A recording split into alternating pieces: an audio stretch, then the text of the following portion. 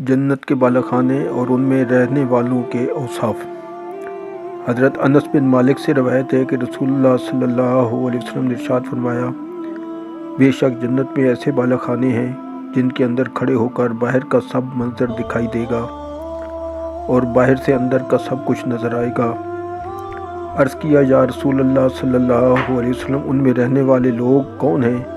ارشاد فرمایا، جو کھانا کھلاتے ہیں، عمدہ گفتگو کرتے ہیں اور ہمیشہ روزہ رکھتے ہیں، ہر کسی کو سلام کہتے ہیں، اور راتوں کو جب لوگ سو جاتے ہیں تو یہ اٹھ کر نماز پڑھتے ہیں۔ صحابہ نے عرض کیا، یا رسول اللہ، یہ لوگ واقعی اس لائق ہیں، مگر ہر کسی کو یہ ہمت کہاں ہے؟ آپ نے ارشاد فرمایا، جو شخص سبحان اللہ والحمدللہ ولا الہ الا اللہ واللہ اکبر پڑھتا ہے وہ عمدہ گفتگو والا شمار ہوتا ہے، اور جو شخص اپنے اہل و عیال کے کھانے کا انتظام کرتا ہے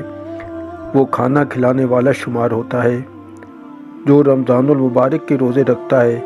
وہ ہمیشہ کا روزہ دار گنا جاتا ہے، اور جو اپنے بھائی کو ملتا اور سلام کہتا ہے وہ سلام کو عام کرنے والا سمجھا جاتا ہے،